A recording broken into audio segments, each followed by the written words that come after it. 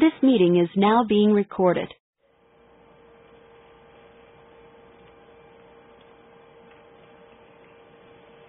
And as you just heard, we're recording this web conference so that it can be shared with others who are going to do the same things that you are doing, which is helping survivors of intimate partner or domestic violence with their personal protection order petitions and hopefully helping them through any motions to terminate or motions to extend that they may have. So, Heidi, what would you like to say before we get started? Just some logistics. I really appreciate everyone here who is on the front lines of this training, and I really think this is going to be a really nice, concise, but high-impact project for all of us. I will be, if you have not communicated with my administrative assistant, Levi Starks, or your pro bono coordinator has not done that, please make sure that I have your contact information through either your pro bono coordinator or if you've directly given it to me. This will be the only way that I know how to get in touch with you about scheduling our upcoming dates at court. Which brings me to the next point. When will you start volunteering? We are finalizing some of the basic details with the court right now as to how we're going to get cases referred to the clinic and when we can start rolling out attorneys to the location. Probably in June, I will be communicating with each of you about who would like to be involved in a preliminary pilot project and who would rather wait for other opportunities to come once some of the kinks have been worked out. As always, email me directly if you have any questions or concerns. But without further ado, we're gonna get started. Oh, also, I have some PowerPoints and other handouts that Lori has come with, and I will email those documents to both the coordinators, and if you've already RSVP'd, I will send that just directly to you. So without further ado, Lori, please. Will do. So my name is Lori Rogers, and I want to tell you just a little bit about my background so that you have some understanding of the experience that I bring to the table today and why I am here talking with you about working with survivors of intimate partner violence when you're drafting the narrative statement or the affidavit portion of a personal protection order. I was a civil trial attorney for 13 years and then began working as a legal advocacy director at a local domestic violence shelter program in Washtenaw County. I worked there for 7 years and then went on to work in another program, was a grant coordinator and a pretrial compliance officer for the Washtenaw County Trial Court's Domestic Violence Grant, and now currently work for the State of Michigan's Domestic and Sexual Violence Prevention and Treatment Board. During those years that I worked in the domestic violence programs, I probably personally helped prepare affidavits for survivors, maybe 100, maybe more. I did not act as an attorney for them. I acted as an advocate for them in my position at those times. And I had several opportunities, many opportunities, worked with hundreds of survivors, and really began to understand and really incorporate some of what I'm going to be sharing with you today, the dynamics of domestic violence and how it works and why it works the way it does and how we can work respectfully with survivors to help them accomplish what they need to accomplish, even if that time period is short. And I want to thank you so much for being willing to volunteer for this project because you literally are going to save lives. And that's something that, some people never get to say. And I know that the work that you will do will make such a difference for the people that you're working with. So I want to share with you a little bit about the terminology that I'm going to be using today. You may hear me use the word survivor or victim or petitioner. And they all refer to that same person, the person who's being subjected to a repeated pattern of violence and coercion and control by his or her intimate partner. Often those of us in the domestic violence arena refer to them as survivors because we want to honor the experience that they've had and that they have in fact learned how to survive in a very sort of terrorizing and controlling environment where they don't have a lot of control, and they've learned to survive and to help their children stay alive and as healthy as possible. So we want to honor that.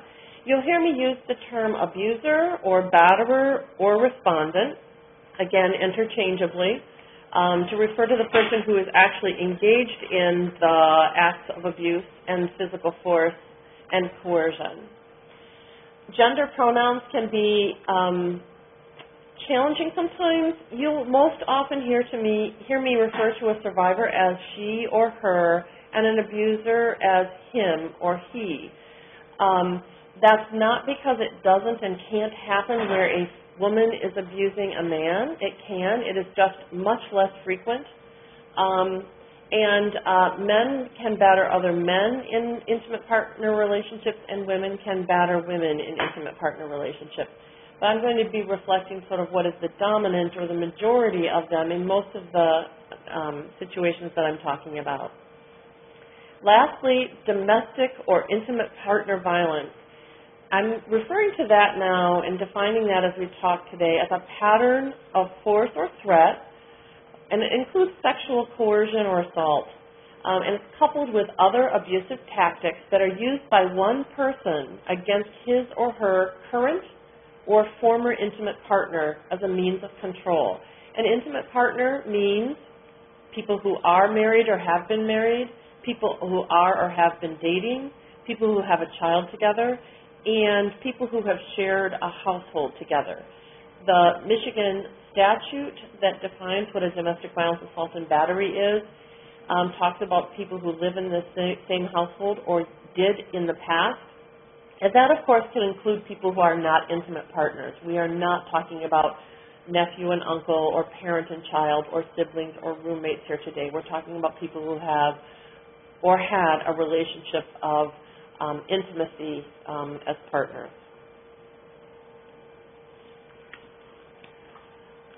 A few key points that I want to share with you when you're working with survivors seeking a personal protection order. And these are what we talk about in the field as empowering, being empowering of that survivor and recognizing that that person, that survivor, has been controlled by one person, sometimes for months, sometimes for many years.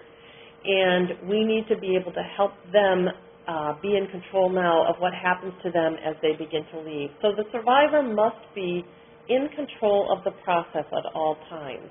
And what I mean by that is that she or he decides whether or not certain information goes into or stays out of the narrative. For some of them, they may choose not to put the information in because it's just too humiliating or too embarrassing to have that information in a public document. For others, they are too afraid. They are violating the rules that their abuser partner has put in place. And for some of them, to disclose what they have been told never to disclose is too frightening, and they just are not ready or willing to do that. Having the survivor be in control of the process also means that she or he can opt out at any time, even after the forms and affidavit are finished and you are ready to file and you have done an amazing job and you're ready to go, and they look at it and they read it and they say, I can't do this. I can't do this right now. In my experience working with survivors and with colleagues who did, this happened on occasion where once they read what had been written down, they were overwhelmed with it. It gave them a perspective of the long view of what they had experienced, and it was too emotionally traumatizing to them at that point to move forward. Typically, they would come back a week, 2 weeks, 2 months, and be ready to go at that point. But do be prepared and know that you might do this work and be all ready, and they may say, I can't do it, I'm going to bow out for now. It also means, as an attorney, of course, you can provide legal advice about what information will be most useful in improving the chances for PPO issuance and other legal matters. But I say in no uncertain terms, you have no business advising her that a PPO is or is not her best option for staying safe. We often sit outside, and I remember before I really understood what I was doing and who I was working with, you know, thinking, oh my gosh, why isn't this person doing this? They need to do this. They should do this because that's the best way for them to stay safe.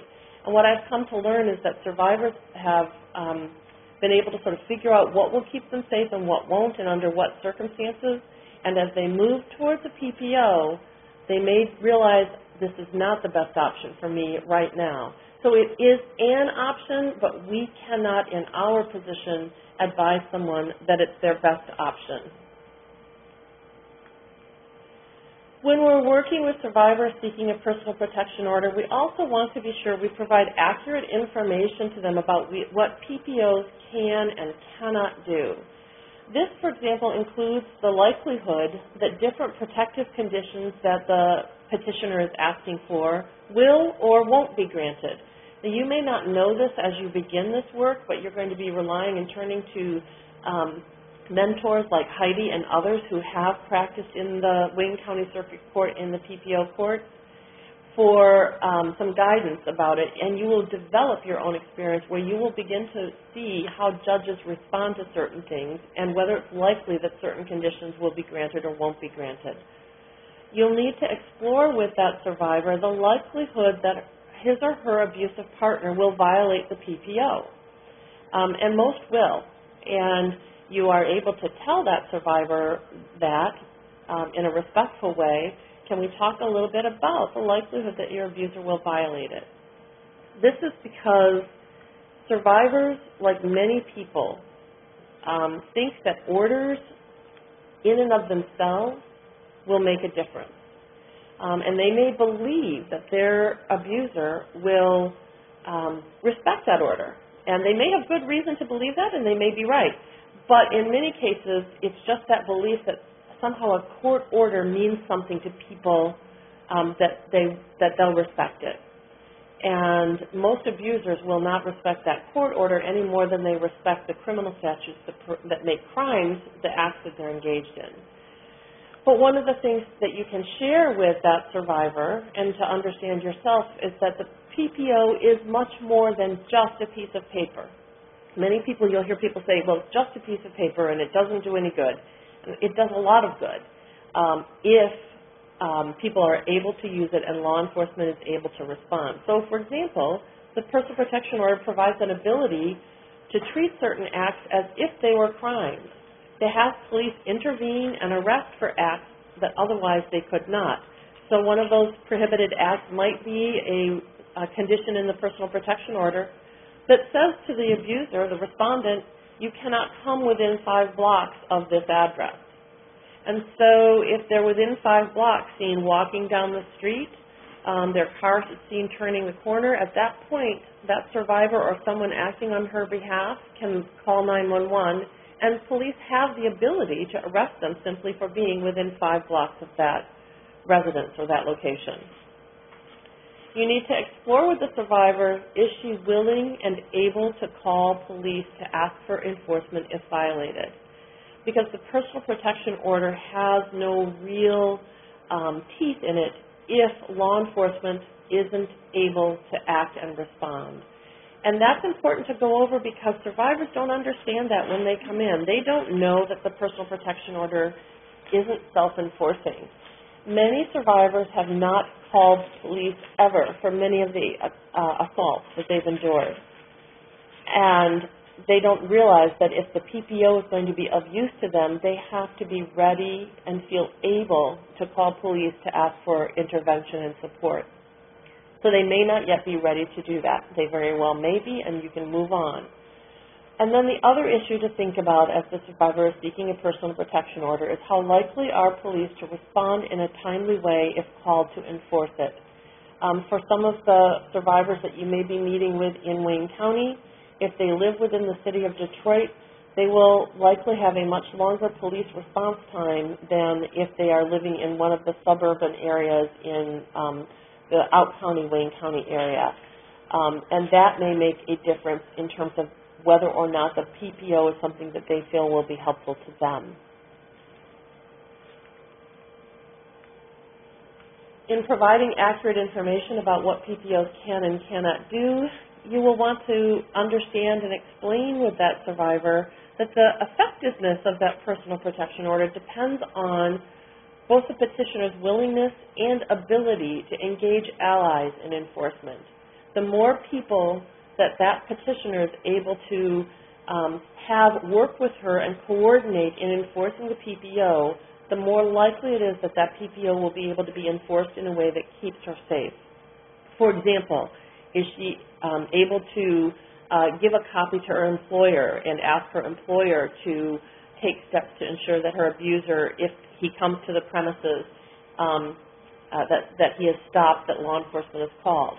Can she ask her neighbors if they are willing to call law enforcement if they see her abuser at her home or on the street? What will her family do? And what will law enforcement do? The efficacy of the PPO also depends on whether the respondent is willing to obey the terms. And while most respondents will violate that personal protection order in some way or another, many of them will violate it in what are not immediately seen as ways that are going to make that petitioner unsafe, that are going to harm them. They will make contact through third parties. They will send letters. They will make a phone call sounding remorseful and begging for forgiveness. That could violate the terms of the PPO, but that may not necessarily pose an immediate threat to that survivor's safety.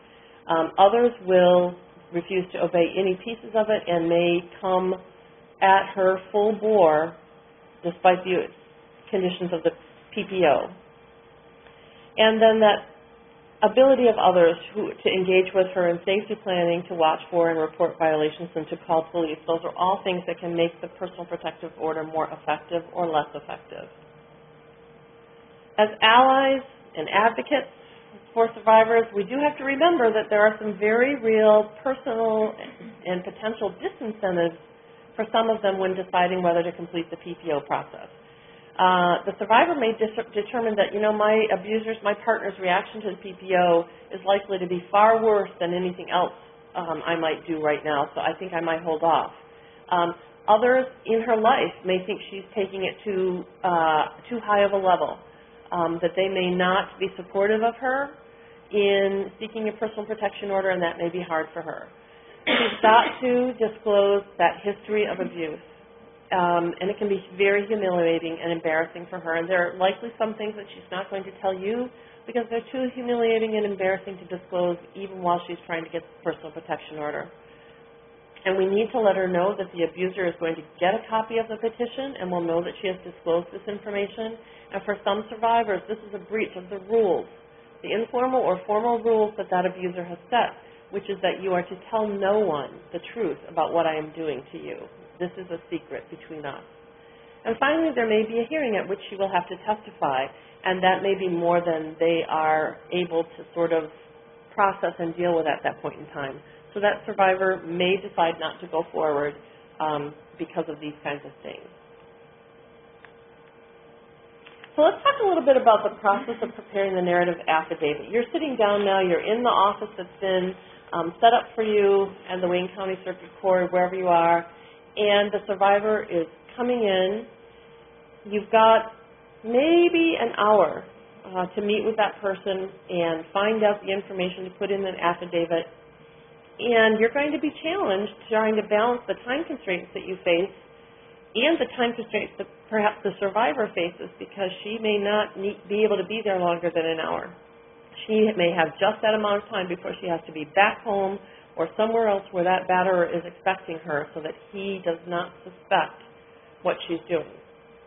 And you may be working with the survivor as she shifts from an emotional state of fear, anxiety, anger, tears, and numbness while you're meeting with her. I suggest that when you meet with her, explain up front that you're glad she's there, you're there to help her, and that you know that you and she have a limited amount of time to work together. You're going to be asking her questions about what she has experienced, and that you'll be typing as you talk together so that you can capture as much of her experience in her own words as possible. Acknowledge that this may emotionally be hard for her, And let her know that if at any time she decides she wants to stop the process for now, she can do that, and that you'll then explore with her what's next and what she wants to do next to be safe.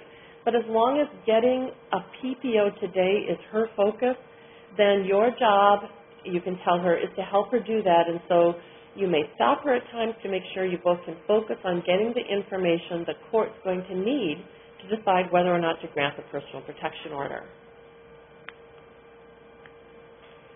The statutory standard for issuance of a domestic violence or an intimate partner violence PPO, the particular sections of the statute that I've pulled out here are the part that talks about the court issuing a personal protection order and issuing one ex parte without notice. And so the statute is clear. It's not actually discretionary. The court shall issue a personal protection order under this section if the court determines that there is reasonable cause to believe that the individual to be restrained or enjoined may commit one or more of the acts listed earlier in the statute. And those acts include assaulting, threatening, beating, molesting, wounding, removing minor children, entering the premises, and all of the stalking behavior. It also includes a provision that we refer to sometimes as the catch-all provision, but it's a provision that says that the abuser can be prohibited from engaging in any other act or conduct that interferes with the petitioner's liberty and freedom. Then the ex parte order shall be issued and effective without notice if it clearly appears from the facts shown by verified complaint, motion, or affidavit that, and of course here's our standard for equitable relief and an ex parte relief, immediate and irreparable injury, loss, or damage will result from the delay required to effectuate notice, or that the notice itself will precipitate the adverse action. So these are the things that you're working with that survivor and pulling out of them factually are going to go in the affidavit. What demonstrates reasonable cause to believe that a current or former intimate partner may commit one or more of these acts? Well, one act of violence or force is not necessarily enough to believe there may be future acts. For example, John grabs the arm of his partner, Greg. They're having an argument, and Greg turns to walk away saying, I just don't want to do this anymore, and John grabs his arm to pull him back in before he leaves. This is an act of violence. It's an assault. John could be arrested for it if Greg were to call law enforcement. But in the absence of any other history of coercive, controlling, threatening, or abusive acts, it may be what sometimes happens, which is that it's simply one isolated act of physical force, never to be repeated. That act of force alone doesn't really give us enough to predict whether John is likely to engage in additional acts of physical force or violence. On the other side, just because there's no history of actual physical force or violence against the petitioner, and by that I mean any violence that could cause bodily injury. There's no grabbing, shoving, touching. That doesn't mean there isn't reason to believe there may be future acts. And so an example here is one where this is sort of a common kind of example that you might find if you're talking with someone. The perpetrator smashes and destroys property, punches holes in walls, follows his partner from room to room, gets in her face and screams, the cords of his neck sticking out and spitting whenever they argue. When she's at work, he calls her 20 times a day, accuses her of having sex with her coworkers. She left him once before, and he killed her cat while she was gone. He threatens suicide if she leaves him, and he keeps her up all night haranguing her to have sex with him until she finally gives in so that she can go to sleep. These, to someone who works in the domestic violence field, are all acts which say physical violence to her is right up there on the cusp, and that these are some indicators of significant risk of lethality to LaToya in this example. So even though there's not been an actual act of violence of touching her, she's been intimidated, threatened, followed, and controlled in a way that tells us that that act of violence very well could be coming any minute. What demonstrates the reasonable cause, then, to believe that a current or former intimate partner may commit one or more of these acts? Well, it's history. It's the history of the behaviors. It's the nature of the behaviors that have been engaged in, and it's the context of those behaviors. some of you, before we go into the power and control wheel, let's unmute for a second and see if you have any questions or comments thus far about anything we've talked about. So give us just 1 second, and we'll unmute the line so that you can chat with us. All guests have been muted. All guests have been unmuted. All right, so you are unmuted. Does anyone have any questions, any comments so far that they'd like to ask or share?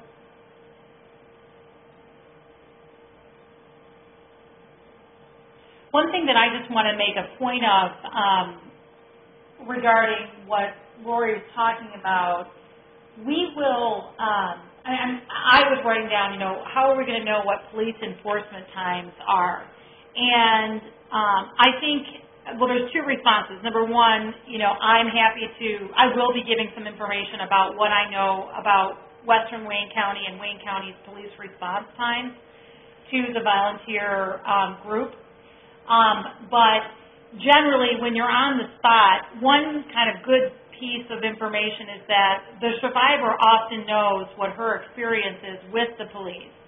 And so helping the survivor talking through that issue with the survivor is just good practice anyway. And if she doesn't know, she certainly can, at her discretion, get that information from other community members.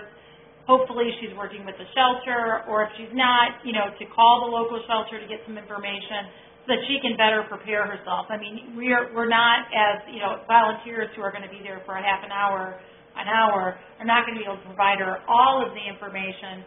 These are just points to talk about when you're doing this brief consult. Exactly. I second that the survivor is often, even if they have not called the police, they are well aware through their community whether the police respond fairly promptly or not to her neighborhood or to houses in her area. And then just quickly, we're covering some information about the general process of the PPO and how it's enforced, and which is all really important information to be well-versed in the PPO process. But remember that we are also working side by side with the VOCA clerks who are giving the survivors certain information. And part of my meeting with the clerk's office is to actually find out specifically what we expect the survivors will already have.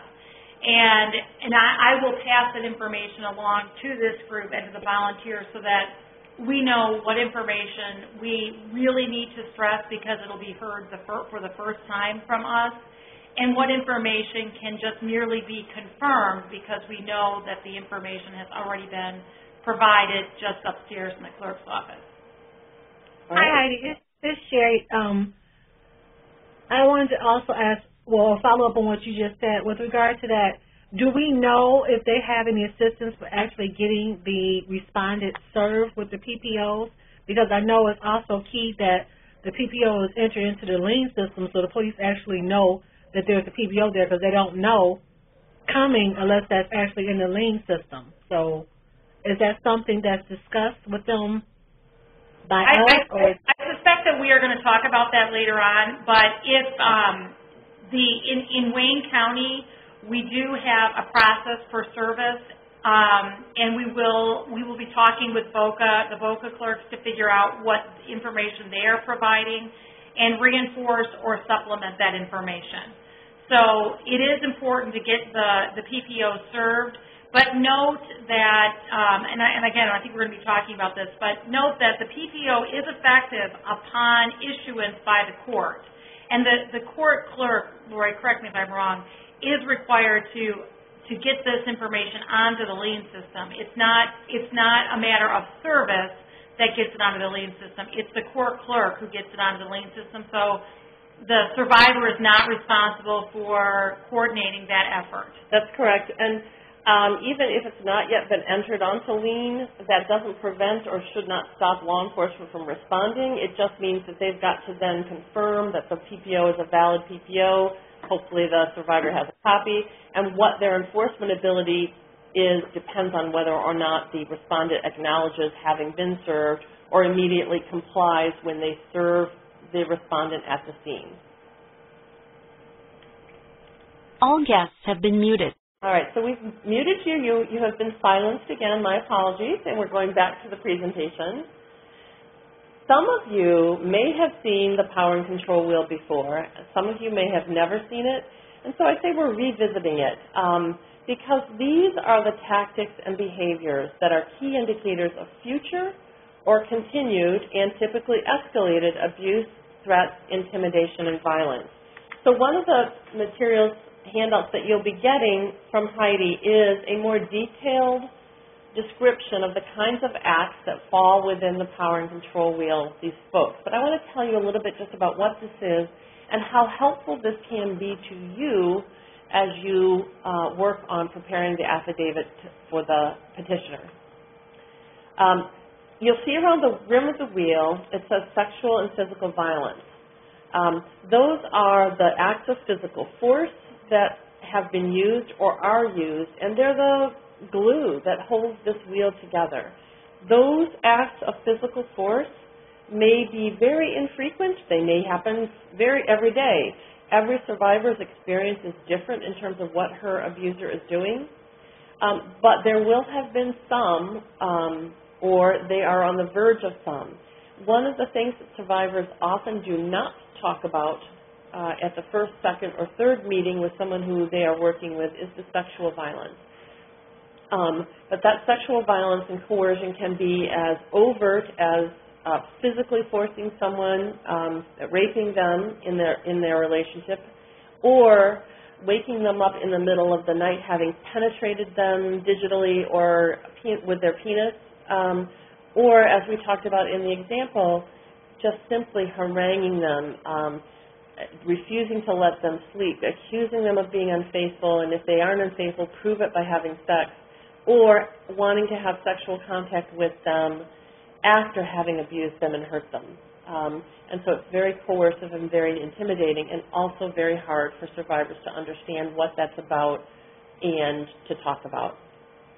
The things that are happening much more frequently are on the spokes of this wheel, these little pie wedges. So, for example, using intimidation includes things like making their partner afraid by using looks, actions, and gestures. If any of you were ever children once, and I'm assuming you all were, or you have children of your own, you know how parents use what we call the look to get compliance with rules. It's usually used in public when parents don't want to show how they discipline their kids, but the look is essentially followed. It's an implicit threat of, wait till we get home, then you're going to be in trouble. And the look is fine for parents to give to children. Parents are raising children to try to, help them learn how to engage socially in an appropriate way. And there are rules, and as long as the punishment that parents give their children isn't abuse, it's part of the discipline process and part of growing up. But abusers use the look, too, because they think they get to make the rules and then to punish their partners when they break those rules. And so they will give their partner that look, and that look can be very intimidating. The actions might be very explicit. It might be drawing a finger across one's throat.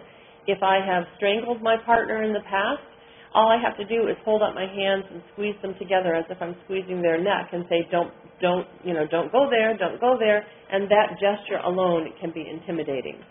Destroying property, smashing things, punching holes in walls, all while arguing and screaming is very intimidating, and the message it sends to survivors is you could be next. Displaying weapons or abusing or hurting or killing pets are all ways of intimidating one's partner. Using emotional abuse, the second one you see there, is doing things to make the partner doubt their own self-worth, doubt their abilities, calling them names, humiliating them, making them feel bad about themselves.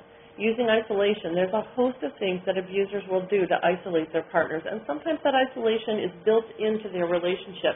For example, the abuser meets his future wife at college in another state where her family lives.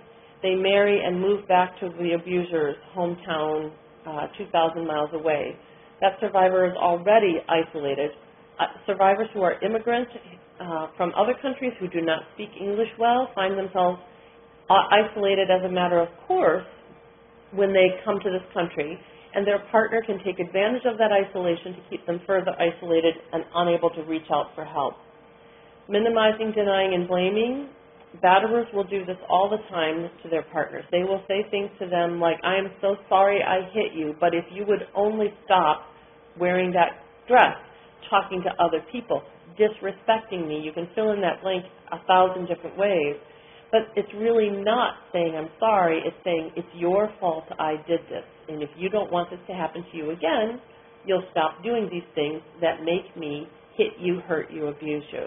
They will deny being abusive, and they will minimize that abuse. I don't know how many of you have ever been headbutted. I say that most of us, when we've been headbutted by a 2-year-old toddler that we pick up and who throws their head back and bashes us in the nose. But it hurts, and when you've been headbutted in the nose, your eyes automatically water. You cannot help but cry. You may not sob, but oh my gosh, you will have tears in your eyes. And I worked with a survivor once who her partner would headbutt her deliberately, and then when she would cry, he would say to her, oh, that didn't hurt. You're being such a baby. That didn't hurt. So that happens, and the survivor herself will often minimize, deny it happened, or blame herself for what happened as a way to try and figure out how to make this not happen again and also not feel as if she is, quote-unquote, a battered woman. Abusers use children in many ways. They use them in the relationship, and they use them when the partner tries to leave. They harass her during visitation. They will take the children and refuse to return them, and in some instances, we've all read and heard the stories that are the worst. They kill the children after their partner has left them. Gender privilege, or this is using one's gender as a way of enforcing control, and so in some communities, in some cultures, being male automatically gives one some automatic power.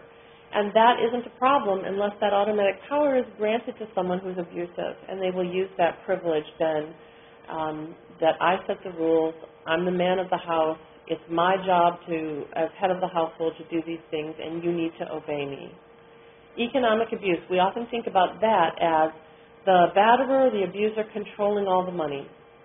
And that is sometimes the case, that they have the money, they make the money, and they control it, and they don't allow their partner access to it.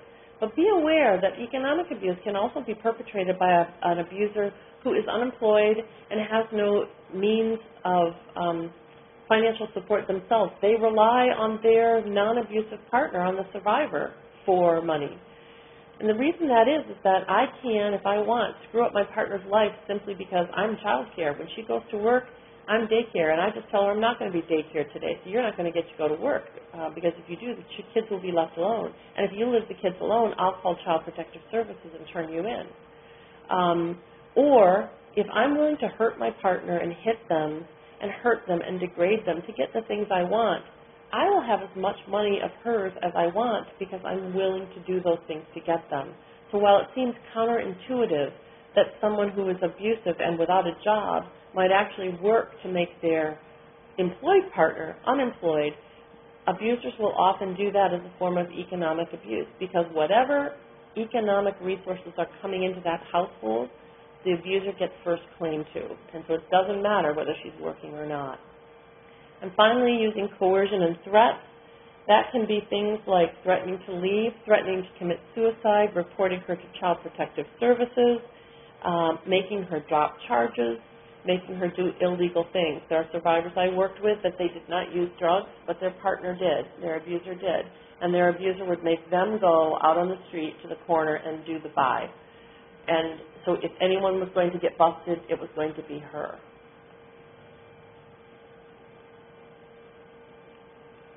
So I'm going to have you watch this short little scenario and then ask you, as you're watching it, what do you see, what would you put in the PPO narrative, and what kind of example of power and control is that?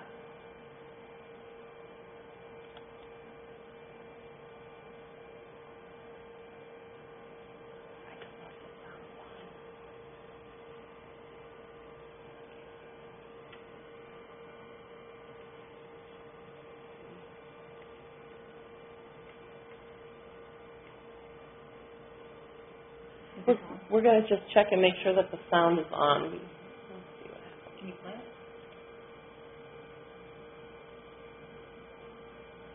Oops, sorry. Maybe see if I can share. Well, I think it might be turned off on the computer. Let's in here. Yep, there it is. There we go. There we go. I think we got it. We're going to go back to the...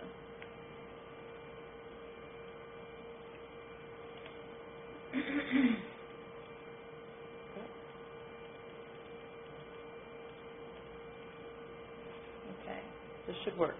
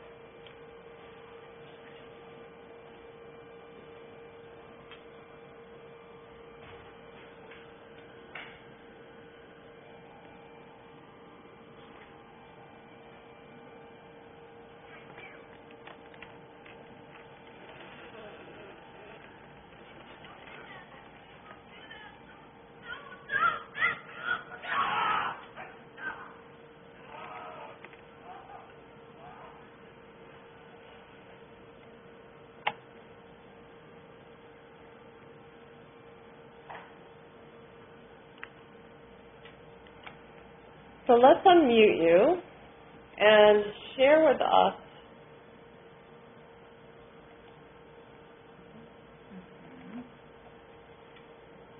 All guests have been unmuted. Share with us your thoughts. What would you put in the PPO narrative? What did you see or hear that you thought would be helpful to include if you were drafting a PPO narrative for this particular woman?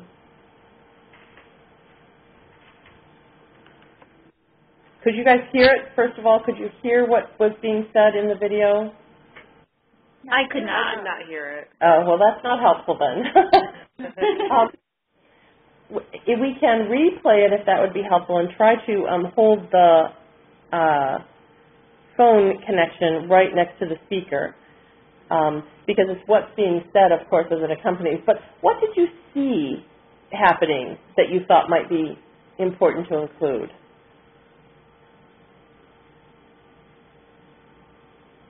Did you see any intimidating behavior?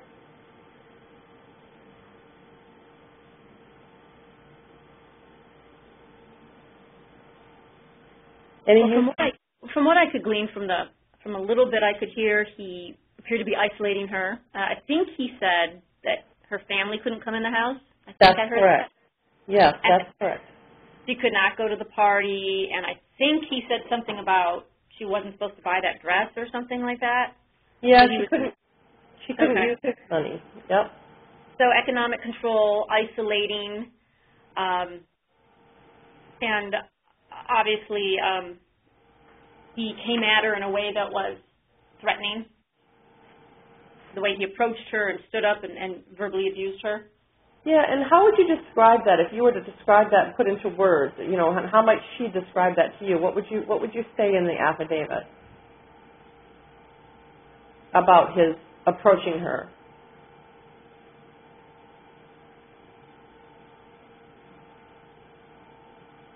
Well, I don't know. It looked like he towered. Go ahead. What I would say is that he was approaching her with his words and with his body language in a way to try to prevent her from doing something or to intimidate her into making a decision. It wasn't a discussion. It was a physical advance in order to dominate her actions. Whatever he wanted her to do, it wasn't about choosing. It was about him using his physical space to make change. Yeah, and one of the reasons I ask you that is because the survivor often will say, well, he got all upset and came at me, or he got up in my face. And you'll want to ask them, share with me, tell me what that looked like, what that felt like, what that sounded like, and use their words as much as possible, because you're creating word pictures now for the court, for the judge. And so things like a survivor said to me, he grits his teeth and his eyes get all big and wild like he doesn't even see me, and the cords on his neck stick out. And so those are the kinds of things that you would want to capture. Like, that's what he looks like. He looks like a wild man. Or he came at me, he ran at me really hard and really fast, or he grabbed my shoulders. Or she may say, this survivor might say, well, he grabbed my shoulders, but it wasn't hard. Anyone else see or hear anything that they thought, was indicative of the power and control piece?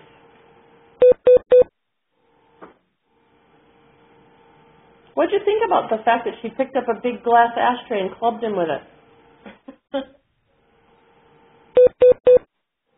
Does anyone have concerns that maybe she's not a survivor, that maybe he's the person you should work with? No, I think she knew it was coming. I think she'd probably been there before. She'd probably seen it before, and she knew what was about to happen, and so she headed it off. That's what I think. Yes, and that is how this is set up. This video is actually a training video for law enforcement so that they can be thinking about what it means to be acting in self-defense and why someone like her might pick up a weapon, because that's assault with a dangerous weapon right there. That's a felony assault if it's not in self-defense.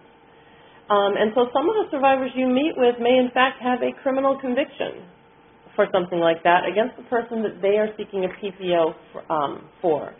And you've got to be aware that survivors do act in self-defense, and often that self-defense is seen as aggressive behavior, and they have been charged and pled guilty or convicted of it. One of the defense attorneys that I worked with for many years, criminal defense attorney, said when she worked with survivors of domestic violence when they were charged, it was all she could do to keep them from pleading guilty to the charges when she knew that they were acting in self-defense, that they did not want to go to trial. They wanted to be done with it and move on. So you will have survivors that have a criminal conviction but are still worthy and deserving of a personal protection order.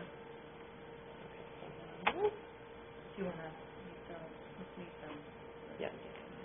All right, we're going to mute you guys again. All guests have been muted.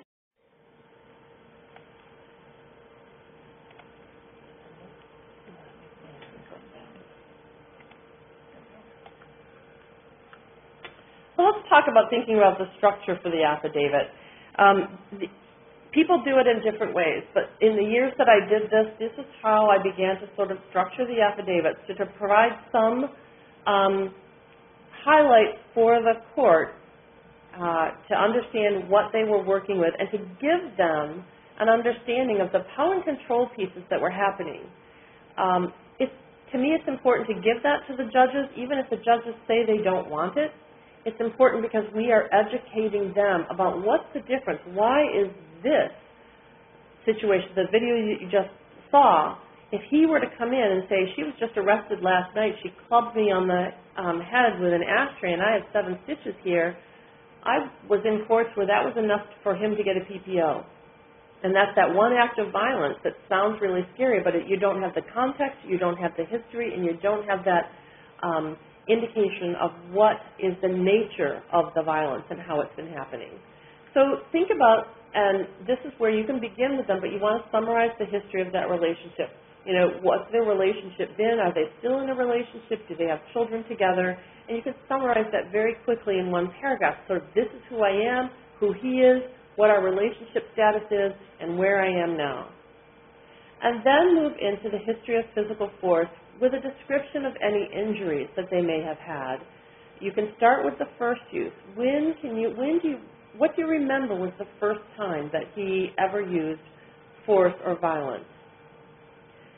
After that description, can you tell me some other times? What happened most frequently, or what was the most typical use of force? And then, what was the worst incident? Now, asking the survivor for the worst incident, the worst time, is likely to generate a different response from different survivors. For some, it might be the most severe violence. The thing that there was one time he held a gun to my head and had one bullet in it, and he pulled the trigger 3 times, and I thought I was going to die. For others, it might be what they were most frightened of. He was driving so fast, 110 down the highway, and kept saying he was going to run the car off into the median and hit the bridge abutment. Or it might be the thing that he did that was simply the most degrading and humiliating for them. So it may not have involved a lot of physical injury or weapons, but it simply may have been the most degrading. It's whatever their worst was. Then let's talk a little bit about the other kinds of things on the power and control wheel, the intimidation, the threats. So asking, has John ever destroyed any property? The answer is going to be usually, oh yeah, lots of times. And so tell me about a couple of those times. What does he do most often? And whose property was it? One of the things you'll find in working with survivors that it looks like a tornado moving through the room when their partner is angry and enraged or acting angry and enraged and destroying property. And yet somehow, usually it's only the survivor's property that's being destroyed. Sometimes the assailant, the batterer, will destroy his own property or mutual property, but that's also a key to understanding. It's usually not. It's usually her property. And so while it looks out of control, it's actually very calculated and deliberate. He's destroying things that are important to her. He's destroying things that have meaning to her. He's destroying things that make it possible for her to go to work the next day. What are the looks, actions, and gestures? And simply asking her, have you been scared by other things that John does, will bring out some things that you might not find asking. The sexual assault or coercion. I wouldn't ask this in this order. I wouldn't get to this question as quickly. I might ask this towards the very end, but I would put it in the narrative earlier. And the reason I wouldn't ask it right away is because the survivor has to develop some amount of trust in you before she or he is going to even be willing to consider answering this question. And I always, when I would ask it, I would say, I want to ask you a question. It can be very personal, and you don't have to answer it if you don't want to. That's really okay. Your answer, however, can give the court some indication of the seriousness of the violence and the risk to you at this point. And then just ask, have there ever been times when you had sexual contact with your partner that you didn't want to have? The reason to ask it in that way is because if you say, has your partner ever forced you to have sex? They may not think of it as force.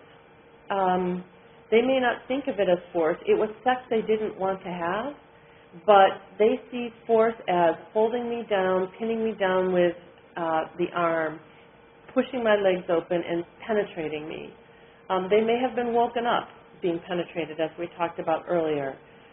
And the reason why these kinds of questions are important is that if you understand the indicators of lethality, someone who is sexually assaulting their partner is at a higher risk of being lethal to them. They see them even less as a person and more as an object to humiliate and control.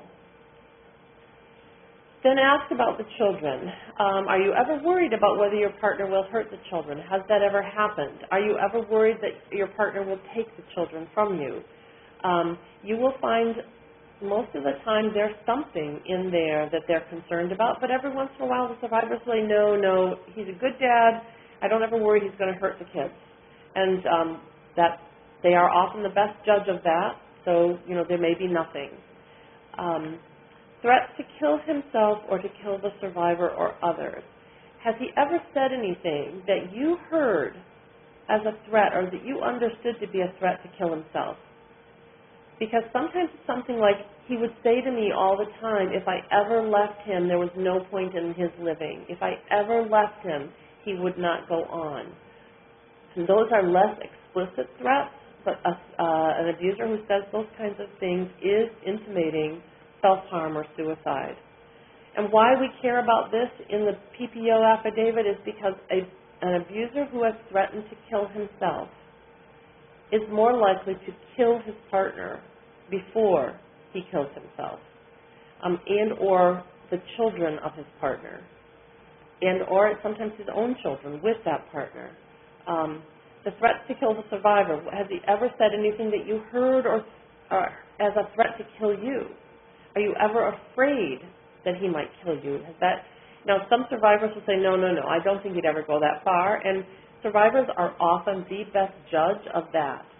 You may have heard things from her, however, that she said that gave you serious concern. You may have heard the threats of suicide. You may have heard that he's seriously abusing alcohol and drugs. You may have heard the sexual abuse. And so you might say to her, I hear what you're saying and you may be right, but I'm hearing you tell me things that make me worried that he might kill you.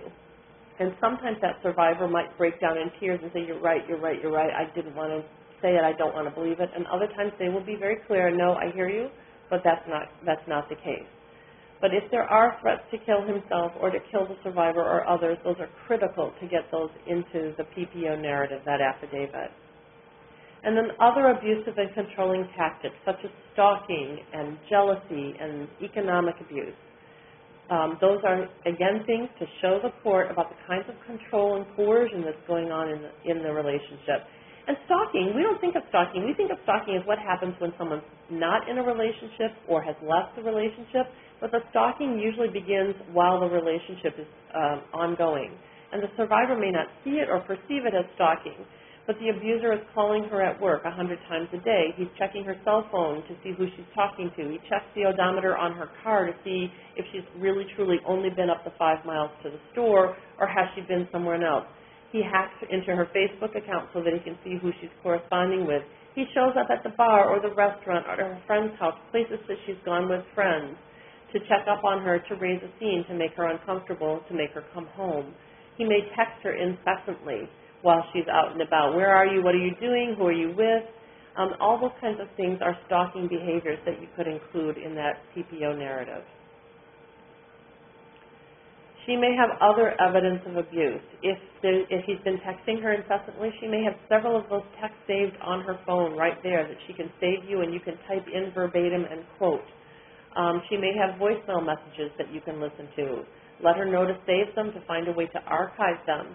If her partner has been arrested, she may have photos, the police may have taken photos, or if she's worked with a domestic violence service provider, they may have taken photos that she has that she can include and you can attach as an attachment. She may be aware of other arrests or convictions. She may not be, but one thing to ask to find out is to say, has your partner ever told you anything about his past partners? Because typically what abusers do when they begin a new relationship is they set the stage for that new partner to believe that their past partner used and abused them, the abuser. So they'll say things to their new partner like, yeah, my past partner, she didn't want me to see the kids and she tried to get me into trouble and she had me arrested. It all went away and nothing ever happened, but, she was so terrible to me. Or she even went so far as to get a PPO against me. Can you believe that? So you may have some indications through her that there have been previous incidents. And then at the end or towards the end of the person protection order, I recommend that's where you put the most recent incident of physical force or violence or threat. And sometimes the most recent incident is not yesterday or last week. It's weeks or months ago. And that can be challenging or problematic in different courts because some courts really expect to see and begin to sort of create a ad hoc rule that if they don't see 2 or 3 acts of violence in the most recent within the last 60 or the last 30 or the last 90 days, they're not going to grant a PPO. That's not, however, the requirement of the statute. The statute doesn't say when that has to have happened. It doesn't even say that it has to have happened. So if it was weeks or months ago, something has prompted that survivor to seek a PPO now. So explore what's happened or changed recently that made you decide to get a PPO now. Sometimes it's that she's just left or that she's trying to leave and she's afraid to leave because she knows he will come after her, or she knows that if she leaves without a PPO that says he cannot have contact with her or the children, he will take the children. Or it can be that the abuser is doing things and escalating in a way that makes her scared that he's going to do something again or something worse than he's ever done before.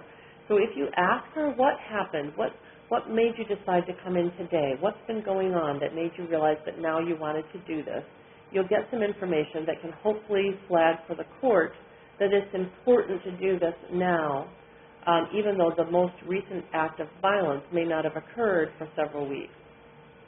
And then the irreparable harm from delay that would be required to give notice and hold a hearing, or from giving notice, if it isn't all apparent already, from the information that you've gotten from her, and it usually is, I would say, Heidi, do you feel like when you've done these PPOs that by the time you get to the end, you typically have enough facts in there that it's pretty clear what would happen?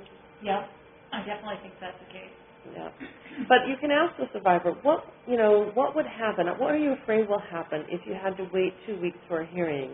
Or if your partner finds out that you're asking for a PPO and you don't yet have a protective order? They often can tell you very clearly and graphically, if he finds out that I'm here asking for this, I'm in so much trouble. You might not see me again. And those are great words to put in your PPO affidavit to help structure that.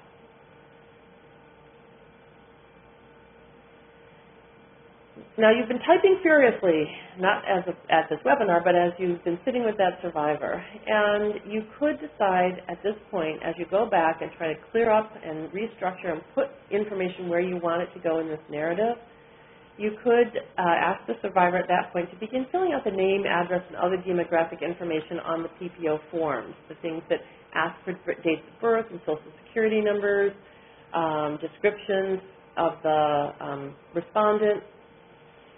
This is something that she can do while you're cleaning up the affidavit portion. But depending on the emotional state of the survivor, when you first meet, you might decide to start with that with her because it can help her feel like she's got some control and restore a bit of calm.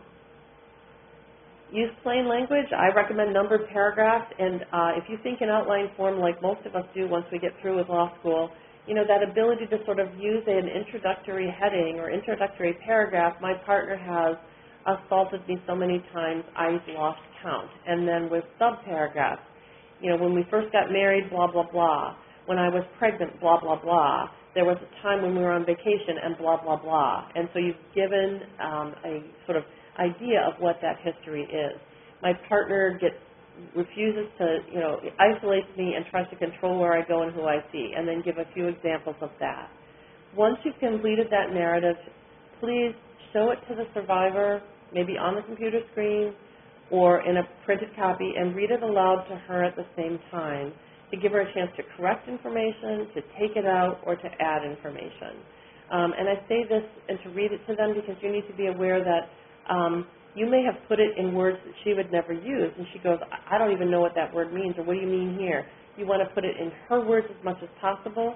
And also, some survivors that you work with may not have a high-grade reading level. And so while you read it aloud to them, while they look at the screen or the paper, you are both saving them from the embarrassment of having to say to you, I cannot read or I don't understand this, and you're giving them an extra chance to be sure that they understand what they're reading and what that context is. Lori, I just want to say something about completing the forms. Again, I'm going to be supplementing Lori's training with a written add-on to give you some specifics about what we're doing in Wayne County. What we have been told, at least thus far, is that Wayne County is going to have the VOCA clerks, and again, I'll explain what the VOCA clerks are, but there are clerks that are going to be helping with with some of the demographic information, and that the most of our focus is going to be on this affidavit component that we've been spending the majority of our time training on. But there is no reason why you should not be reviewing the entire document for accuracy and completedness. And the forms that you are going to be using are the SCAO forms, and if that changes, we will so advise. If we are, and again, another kind of detail is how we're going to fill out these forms. Lori's talking about using your laptop. We may have access to laptops, or you may be asked to bring your laptop. But at the worst case scenario, we will have pen and paper, and we will be able to fill out the forms there in person, and we'll have multiple copies of the forms, etc. So if, but all of these tactics are going to apply regardless of the formality or the form that you're using. So just bear with us as we kind of work through the process of getting you the proper forms. These forms are really easy and straightforward. You're going to be able to, they have instruction sheets, so don't get caught up in how, what is the affidavit form, what is the actual document I'm going to be working on. That's going to be that's the easiest part of this whole process. So just hold on to that, and we'll be updating the training with those additional details as they become available. So the last slide is that, now you've gotten the narrative complete, and what do you do next? It's great to hear that you'll be working with the VOCA advocates there, because they can pick up those parts that you aren't going to be able to provide them. And so it is critical to do the very last thing on this slide, to connect her back with that victim advocate to provide referrals, support, and safety planning. You want to explain what's going to happen next if that hasn't happened already. Now that you've got the narrative and it's been signed and the forms are signed, it's going to be filed, it's going to be taken to the judge. The statute requires the PPOs to be reviewed and the judge to have signed and decided what to do within 24 hours. That sometimes is honored more by the breach than by the rule. I don't know what it is like in Wayne County, but they often have quite a few coming in and cannot necessarily get through them. You'll get information about sort of what the typical turnaround time is for that. And if it's possible as part of this project to have an easy-to-read written explanation about now that your PPO has been completed, here's what will happen next, that she can take home with her, that would be great.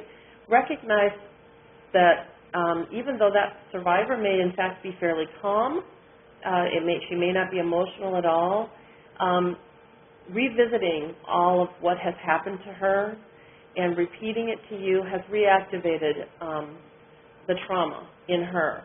And what she hears, she may not remember. She may nod and repeat it back to you, and she may leave that office and not remember it 20 minutes later. It's the nature of the brain and what's happening when we're stressed and traumatized. I want you to think back to that first time you walked into a courtroom for your very first motion or your very first whatever, or that deposition. And I don't know about you, but I sure didn't remember the name of that judge's bailiff or clerk or anybody who introduced themselves. I was so stressed I barely remembered my own name during that first litigation encounter. So she's going to be, needing some additional information to help her. Find out how to safely contact her and get more than one contact number if possible. It's critical that you do that. And by safely contact her, I mean if you were to call and someone answers the phone and you're not absolutely 100% certain it's her, what does she want you to say? Is it okay to ask for her by name?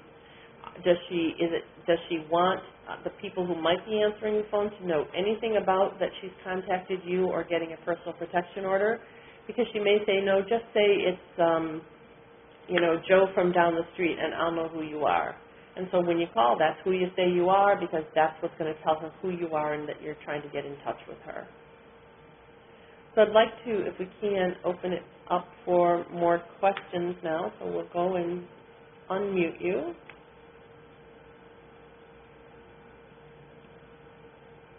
All guests have been unmuted. So who has questions, comments, or concerns? What did we not cover that you were so hoping we would when you got on this call? I did have a question. I recall Heidi talking about how there had to be 2 incidents, and maybe I missed it, but I don't remember seeing that covered here. So Heidi and I talked a little bit about that, and that's based on sort of what her experience has been in the court. It's not statutorily required, and in fact, when courts do that, they are actually coming in conflict with the statute, which simply says that there must be a reasonable cause to believe that one of these acts may happen. It does not say there even has to have been one of those acts in the past.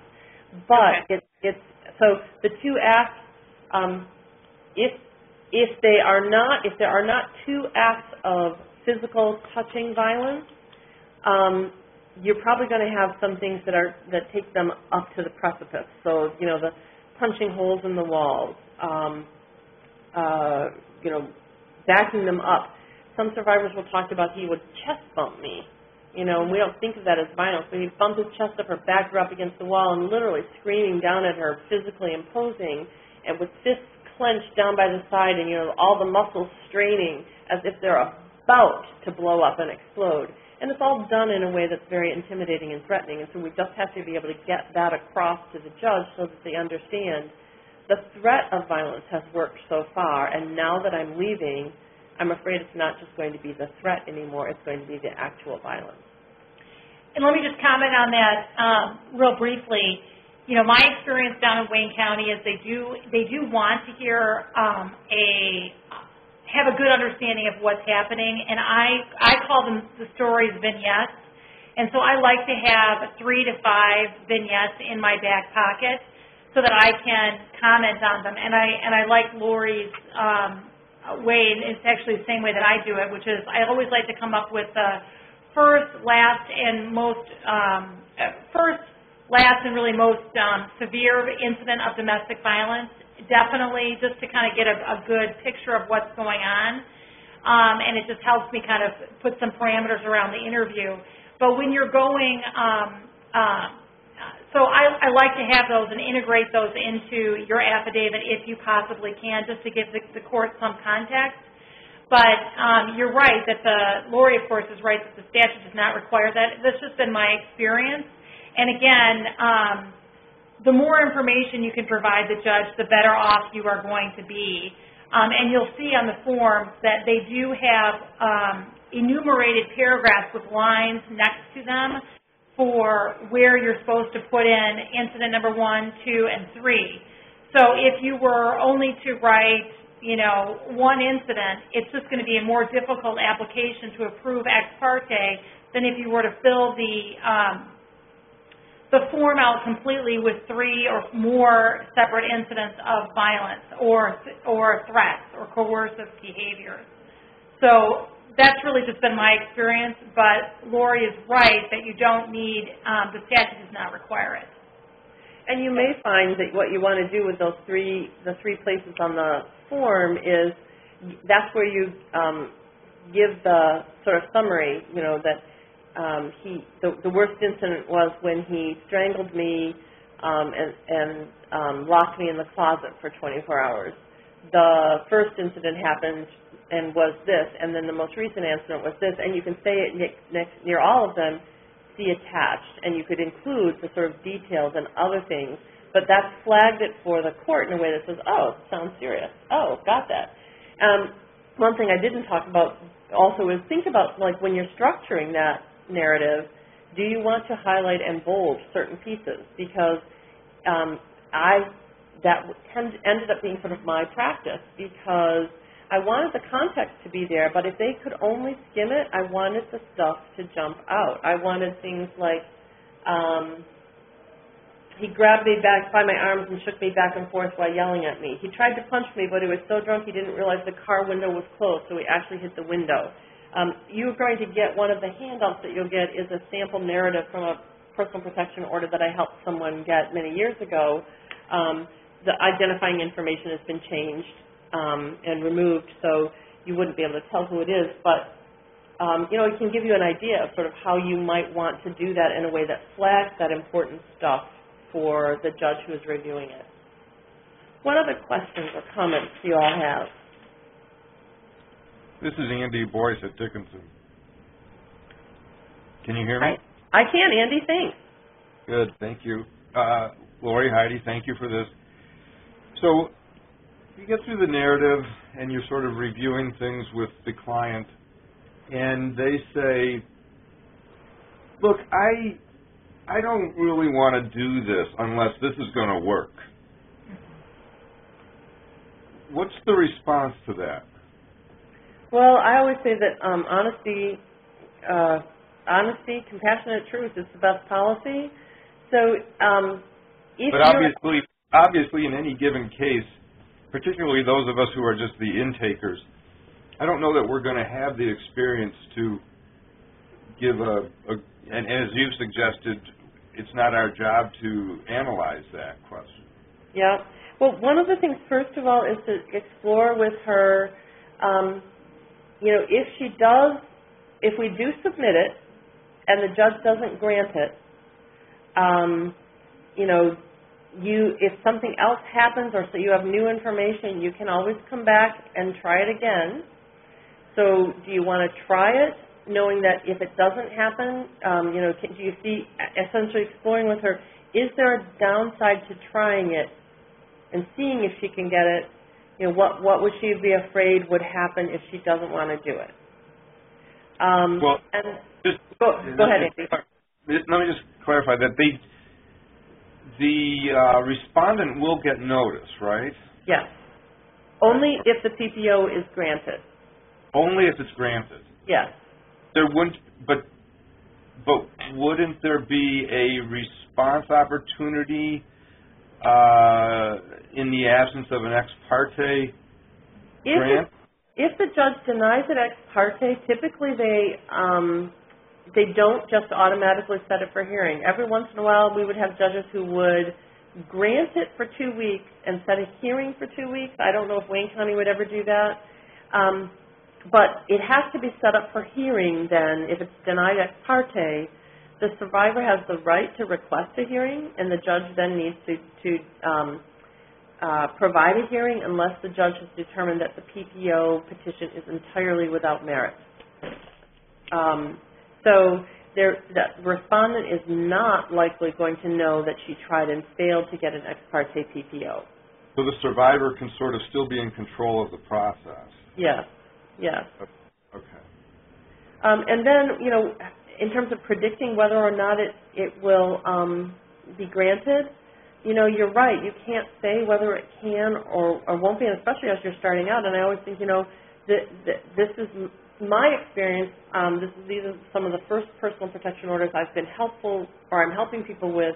However, the victim advocates here, the VOCA advocates, have a lot of experience with that. So maybe we can get one of those advocates in to talk with us and share with you what they think based on the information in your affidavit. Mm-hmm. And they will say, nobody should ever say, oh, it's a guarantee. Clearly it's not. It's a crapshoot anytime you walk into a courtroom. Mm-hmm. But they can say, I've seen PPOs like this be granted. I think it's likely, but it could happen that it's not. And, that's at most what you'll be able to do after you've got some experience under your belt doing this, is to say, I think it's likely, but I can't guarantee it. We never know for sure until we get it back. Yeah. That's a great question. Thank you. What other questions or concerns do you all have? One thing that I wanted to just point out that Lori brought up about getting contact with the victims is, and just the engagement process generally, this is what I'm going to define as a brief service engagement. So your engagement will be limited to the moment that you meet with the client, and when she leaves the door, when she leaves the resource center, that will very likely be the last time you see her. Coordinators who are on the phone, if you would like a sample brief service engagement letter that, DICOM has used, I'm happy to share it. Or you may want to send your lawyers with a particularized short form brief service engagement. So it's very clear that your engagement does not extend beyond the scope of that meeting, that 1 hour meeting.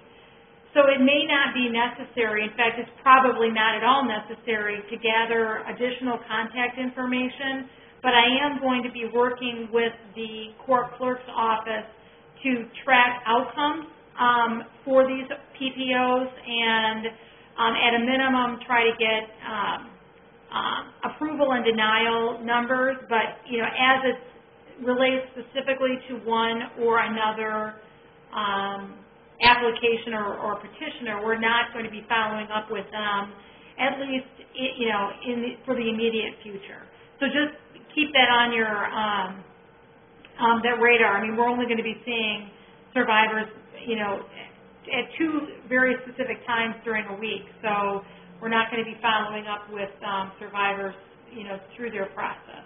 That's helpful to know, and that also then alerts me to something that you're going to be tempted to do at some point. You're going to be tempted to say to this person, because you are going to sit through that with them, you're going to be terrified for them, and you're going to want to know how it came out. And so you're going to be tempted to say, look, just will you give me a call when you know whether you've got it? I'd just like to know if you're okay. Don't do it. Because that's about us. That's about our need to feel okay about it. You guys are going to, it's a hard thing. You're like dispatchers who have dispatched to a terrible auto accident, and then you never hear how it comes out. I'm glad to hear that there's going to be this follow-up kind of survey, because hopefully that way you can learn and find out that, yes, your work mattered, and yes, it was granted. But we in this work, we often end up enmeshing ourselves because of the nature of the work and the care and concern that we have. So I'm going to just say, when you feel that need to say, oh, let me know how it came out, just button your lips, tighten, keep your lips together and don't say it, because she's got too many things to worry about, and it's really meeting our needs and not hers. Does that make sense?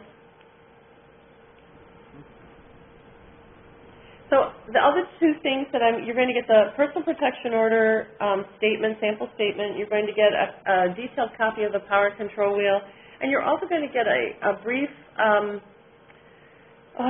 description of a day in the life of getting a personal protection order for someone that I wrote close to the time I was starting to get burned out on the direct services work back in early 2000s. But I thought it was relevant because it's a little bit about what we talked about today, about the need to balance being respectful and empowering to the survivor and keeping her on task as you march through this information. You don't want to be directive and brusque and too traditionally attorney-like in these meetings. You want her to know that you're there to help her and that she's going through a tough time, but balancing that can be really hard. And the trauma to you of carrying these people around in your head, you will never forget them. I can guarantee you that. And after hearing stories for a while, you begin to feel a lot of different emotions and stuff. So I just wanted to share that with you so that when you start feeling that way, you can know you're not alone, that this is something we all go through as we do this work. So if there are no other questions, I hope this has been helpful to you, and I hold myself out as a resource to Heidi and the project if there's anything else I can do to be helpful to you all in the future. Thanks, Lori, for coming out and offering this training. Like I said, I'm going to be following up with each of you on some of the details as I've coordinated, once I coordinate more closely with the Wayne County Court Clerk's Office. And I will provide a written just update as to what we'll be actually doing with this information But if you are interested in helping me with a pilot, rolling out a pilot, which would involve going down there with, with our pens and papers and laptops and really just kind of being part of the grassroots process, please send me an email, and we will probably be getting out there sometime in early June. And again, this would be just, trying to get out there and start doing some intakes and to be the eyes and ears for the rest of the team that is participating in this webinar and that will be participating in this project going forward. So if you'd like to participate there, let me know. Otherwise, please stay tuned for the PowerPoints and the rest of the information that Lori has, and then my follow-up instructions and sign-ups. So thanks again, everybody. We'll be in touch. Thank you. Bye now. Bye-bye.